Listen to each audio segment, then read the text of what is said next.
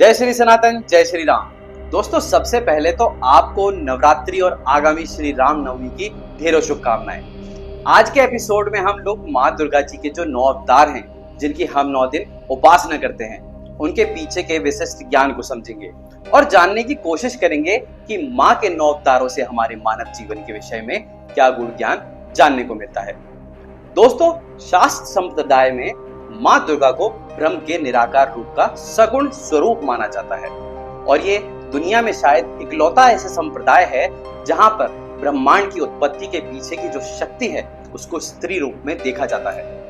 दुर्गा जी की उपासना का इतिहास तो बहुत प्राचीन है, न केवल पुराणों में, आगम ग्रंथों में, इतिहास ग्रंथों में, जैसे कि रामायण, महाभारत, इसमें माँ दुर्गा का उल्लेख मिलता है। वहीं ऋग्वेद, अर्थवेद और देवी उपनिषद में भी माँ दुर्गा का जो उल्लेख है वो काफी मिलता है। तो दोस्तों, इसके ऊपर एक डेडिकेटेड वीडियो बना सकते हैं, पर आज हम जो बात करेंगे इस एपिसोड में वो माँ दुर्गा के 9 अवतारों के पीछे जो रहस्य है उसके बारे में बात करेंगे। दोस्तों, अब बिना किसी विलंब के वीडियो को शुरू करते हैं।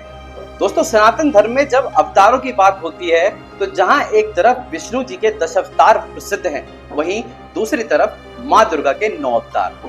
और जहां विष्णु जी के 10 अवतार पूरी मानवता के एवोल्यूशन को दर्शाते हैं, जैसे उनका प्रथम अवतार मत्स्य रूप दिखाया जाता है कि कैसे समुद्र से जीवन की उत्पत्ति हुई। उसके बाद उनका कूर्म अवतार कि कैसे समुद्र से थल पर जीवन आया। फिर वराह अवतार कि कैसे जंगली जानवर बने। फिर नरसिंह अवतार, जानवर से मनुष्य की उत्पत्ति कैसे हुई। और उसके बाद आने वाले अवतार जैसे कि परशुराम, श्री राम, कृष्ण, बुद्ध और कल्कि। ये अवतार ऐसा दिखाते हैं कि कैसे बौद्धिक क्षमता जो इंसान की थी वो धीरे धीरे बढ़ती गई, साथ में ही कैसे उनकी आकांक्षाएं बढ़ती गईं। तो जहां पर विष्णु जी के अवतार हमें पूरी मानवता के बारे में बताते हैं, वहीं पर दुर्गा जी के 9 अवतार हैं जो एक पर्टिकुलर एक व्यक्ति के, मतलब इंडिविजुअल आदमी के, इंडिविजुअल औरत के जीवन के अलग अलग पड़ाव को बताते हैं। आइए उनको समझते हैं। तो एक एक करके हम माँ दुर्गा के इस अवतार की पीछे की गहराई को जानते हैं। दोस्तों, दुर्गा जी का जो प्रथम अवतार है शैलपुत्री है, और अगर आप नाम पे ध्यान दें तो इसमें 2 चीज देखने को मिलती हैं, एक शैल और दूसरा पुत्री। शैल का मतलब होता है पर्वत और पुत्री का मतलब आपको पता है डॉटर। तो शैल पुत्री का मतलब हो जाता है कि डॉटर ऑफ माउंटेन, मतलब पर्वत की पुत्री। और ये जो रूप है ये सबसे प्रिमिटिव रूप है, मतलब कि वो अभी पैदा ही हुई है। और अगर इस अवतार की तुलना की जाए तो हम इस अवतार की तुलना एक नवजात शिशु से कर सकते हैं जो कि अभी तुरंत पैदा हुआ है। और जब शिशु पैदा होता है तो अपने नाम से नहीं जाना जाता है, बल्कि माँ बाप के नाम से जाना जाता है। ऐसे ही बच्चे भी अपने पिता या माँ के नाम से ही जाने जाते हैं। और अगर आप स्वरूप को देखें तो माँ के केवल 2 हाथ दिखाई गए हैं। और यूजुअली क्या होता है कि माँ दुर्गा जी के 4 हाथ या 8 हाथ या फिर 18 भुजाएं दिखाई जाती हैं। उनका विकराल रूप होता है, लेकिन ये जो फॉर्म है यह सबसे आधारभूत स्वरूप है, अभी बस पैदा ही हुआ है, तो इसलिए इनके 2 हाथ दिखाए गए हैं। एक हाथ में त्रिशूल है और एक हाथ में कमल। तो त्रिशूल जो है वो विध्वंस का प्रतीक है, असुर मर्दन का प्रतीक है, वहीं जो कमल है वह सौम्यता का प्रतीक है। तो जैसे बच्चे में ढेर सारी पोटेंशियल होती हैं कि बड़ा होकर वो क्या क्या करेगा, एक नवजात शिशु है उसमें पोटेंशियल है, वैसे ही माँ दुर्गा में भी बहुत ज्यादा पोटेंशियल है। जहाँ एक तरफ असुरों का मर्दन कर सकती हैं, त्रिशूल उठा सकती हैं, वेपन उठा सकती हैं, वहीं दूसरी तरफ जो कमल है वो इस बात को दिखाता है कि माँ शांति, आनंद और धर्म की स्थापना भी कर सकती हैं। ये उनका पोटेंशियल है। तो जो सबसे आधारभूत स्वरूप है, पहला स्वरूप है, इसकी आप नवजात शिशु से तुलना कर सकते हैं। दोस्तों, माँ दुर्गा का द्वितीय अवतार जो है वह ब्रह्मचारिणी अवतार है।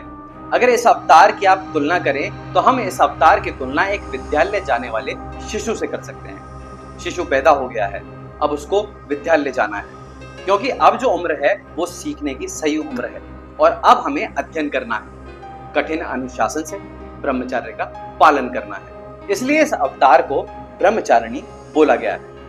अगर आप प्राचीन भारत में देखें तो जो 25 वर्ष होते थे, जो पहले 25 वर्ष होते थे, जब आप विद्यालय में पढ़ते थे, गुरुकुल में पढ़ते थे, तो ब्रह्मचर्य का आपको पालन करना होता था। उसे ब्रह्मचर्य आश्रम भी बोला जाता था। इसलिए इस अवतार को भी ब्रह्मचारिणी कहते हैं। और अगर आप स्वरूप को देखें तो माँ जो है उन्होंने सफेद वस्त्र को धारण किया है। अगर सफेद वस्त्र इस बात को भी दिखाता है कि आपको मेटेरियलिज्म से दूर जाना है। ये जो हमारी उम्र है वह त्याग और तपस्या की है।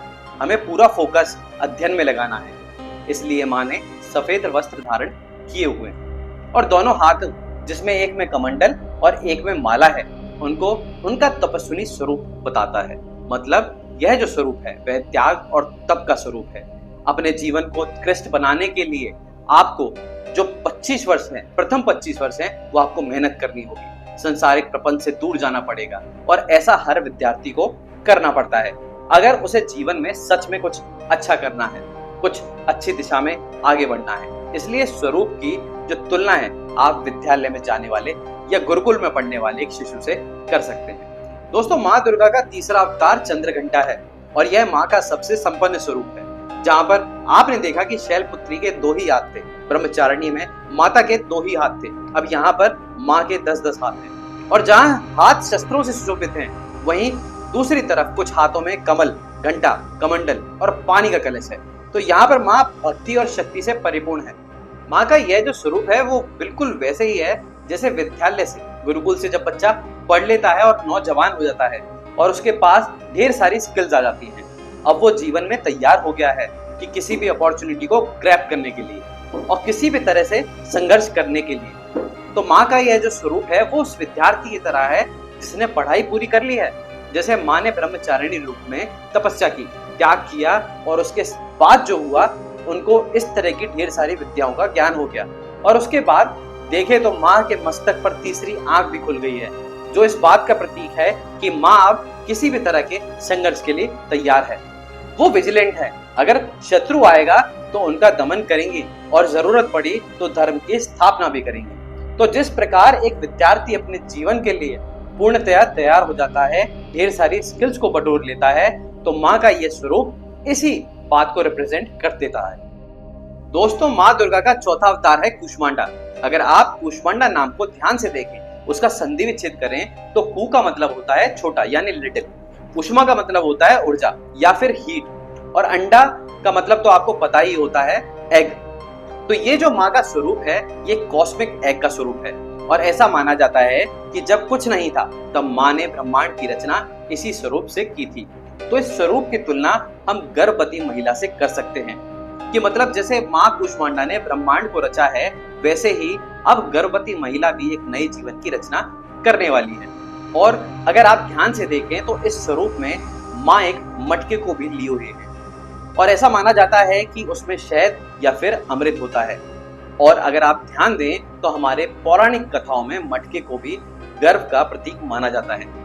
बहुत ढेर सारी कथाओं में आपको देखने को मिलेगा सिंबॉलिक रूप से कि मटकी से शिशु उत्पन्न हो रहे हैं, तो इसलिए मटके को गर्भ की प्रतीक माना गया है। इसलिए माँ के स्वरूप में मटका है और माँ के स्वरूप को एक गर्भवती महिला के स्वास्थ्य और शक्ति के सिंबल की तरह देखा जाता है, जो एक नए जीवन को उपजाने वाली है। दोस्तों, हम नवरात्रि की 5वें दिन की माँ दुर्गा के पंचम अवतार स्कंद माता की उपासना करते हैं। अब जो माता शैलपुत्री के रूप में पुत्री थी, अब वो माँ बन गई है। अब उनकी पहचान जो है वो एक माँ के रूप में है, इसलिए उनका नाम उनके पुत्र स्कंद, जो कि भगवान कार्तिकेय हैं, उनकी माता के होने से है। मतलब अब वो स्कंद माता है। तो ये जो रूप है, स्वरूप है माँ स्कंद माता का, ये एक माँ का स्वरूप है। जब कोई गर्भवती महिला माँ बन जाती है तो उसके स्वरूप की तुलना इस स्वरूप से कर सकते हैं। और यहाँ पर अगर आप देखें तो माँ ममतामयी है, पुत्र वात्सल्य से भरी हुई है, इसलिए यहाँ पर उनके हाथ में कोई शस्त्र नहीं दिखाया गया है। अभी उनका पूरा ध्यान अपने शिशु पर है।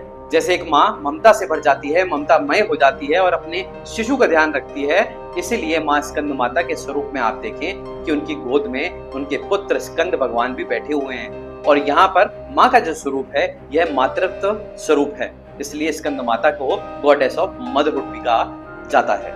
माँ दुर्गा के स्वरूप की तुलना हम एक माता से कर सकते हैं जिसने अभी अभी एक शिशु को जन्म दिया है। दोस्तों, माँ दुर्गा का छठा अवतार कात्यायनी अवतार है और इसी रूप में माँ दुर्गा ने महिषासुर का मर्दन किया था।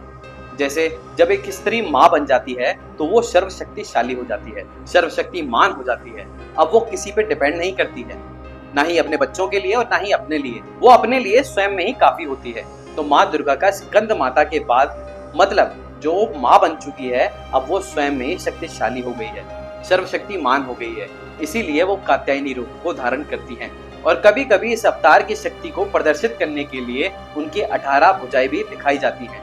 तो माँ का ये जो स्वरूप है वो किसी भी स्त्री के माँ बनने के बाद जो उसके अंदर शक्ति आ जाती है उसका स्वरूप है। माँ दुर्गा का यह शक्ति स्वरूप है, इसलिए स्वरूप को गॉडेस ऑफ पावर भी बोलते हैं। दोस्तों, माँ दुर्गा का सप्तम अवतार कालरात्रि है, जिसे हम काली भी बोलते हैं। और कालरात्रि का अगर आप अर्थ देखें तो दो तरह के हमें अर्थ देखने को मिलते हैं। एक कालरात्रि का अर्थ होता है कि रात्रि की तरह काला, और दूसरे का अर्थ होता है कि कालरात्रि का कि काल को निगल जाने वाला। तो ये जो माँ का रूप है यह बहुत प्रचंड प्रलय रूप है। मतलब यहाँ पर अंधेरे से अगर आप मीनिंग निकालें तो अंधेरे का मतलब है कि सृष्टि का प्रलय हो गया है। जहां पर काल सृष्टि को लील रहा है वहां काल को लील रही है काली। तो माँ दुर्गा का जो रूप है वह बहुत क्रोध रूप है और रुद्र रूप है। इसमें माँ दुर्गा के सब्र का बांध टूट चुका है और इसी रूप में उन्होंने रक्त बीज के रक्त को पीकर रक्त बीज का वध किया था। और उनके क्रोध की सीमा इतनी बढ़ गई थी कि स्वयं उनके पति शिव जी को आना पड़ा था उनको संभालने के लिए।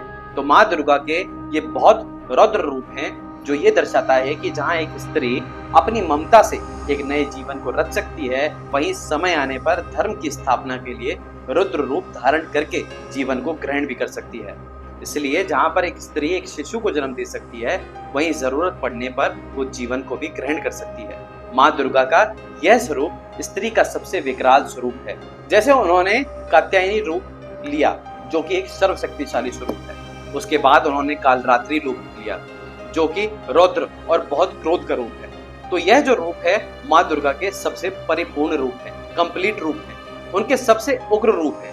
इसलिए आप देखेंगे कि षष्ठी और सप्तमी के बाद माँ दुर्गा की पूजा अर्चना उपासना है वो बहुत ज्यादा तीव्र हो जाती है। सप्तमी अष्टमी नवमी का बहुत महत्व है, लेकिन जहाँ पर माँ दुर्गा के कात्यायनी और कालरात्रि रूप में अपने रौद्र रूप की परिकाष्ठा को दिखाया है, वही उन्होंने ये भी बताया है कि वो शांति, सुंदरता, सौम्यता का भी परिकाष्ठा जा सकती है। और वही है स्वरूप महागौरी का। तो माँ दुर्गा का जो 8वां अवतार है वो माँ गौरी का अवतार है। और महागौरी के स्वरूप में अपने पति शिव जी के साथ और अपने पुत्रों गणेश जी और कार्तिकी जी के साथ एक पारिवारिक सौहार्द के रूप में रहती है। तो यह जो स्वरूप है माँ दुर्गा का वो किसी भी स्त्री या पुरुष को उसके परिवार के उन्नति और सुख के प्रति जो उसके उत्तरदायित्व हैं उसकी याद दिलाता है। माँ दुर्गा का ये स्वरूप प्रेम पूर्ण स्वरूप है। दोस्तों, माँ दुर्गा का अंतिम स्वरूप नवम रूप सिद्धिदात्री रूप है। और माँ दुर्गा के स्वरूप की तुलना हम उस स्त्री से कर सकते हैं जिसे जीवन के सभी अनुभवों का ज्ञान हो चुका है और अब इस ज्ञान का उपयोग करके वो अपने आगे आने वाली पीढ़ियों को धर्म मार्ग पर प्रशस्त करेंगी। मतलब माँ दुर्गा के स्वरूप ने ब्रह्मांड की हर चीज को जान लिया है, ब्रह्मांड पर विजय प्राप्त कर ली है। अब उनके लिए कोई चीज अगम्य नहीं है। अगर उनके भक्त उनसे कुछ भी मांगे, चाहे लौकिक हो चाहे परलौकिक हो, हर चीज को वो पूर्ण करने में समर्थ है। जैसे हमारी नानी और दादी होती हैं कि नाती और पोते के लिए कुछ भी कर जाती हैं, वो कितना भी कर ले उन्हें कम लगता है। इसी प्रकार से माँ दुर्गा के स्वरूप है सिद्धिदात्री स्वरूप, जो कि भक्तों पर अनंत कृपा बरसाने के लिए स्वरूप है। यह माँ दुर्गा का अंतिम, पूर्ण, अनंत, असीम, दयावान स्वरूप है। तो दोस्तों, ये थी जानकारी 9 देवियों की, जो कि मानव जीवन के विभिन्न भागों और पड़ावों को दर्शाती है। मैं आशा करता हूं कि आपको ये वीडियो पसंद आई है, और अगर पसंद आई है तो अपने परिवार और दोस्तों के साथ इसको साझा करें ताकि वो भी ये जानकारी प्राप्त कर सकें। इसी के साथ मैं आपसे विदा लेता हूं। मेरा नाम है विवेक शर्मा। आप देख रहे हैं विवेक कपिध्वज। जय श्री राम, जय माता दी।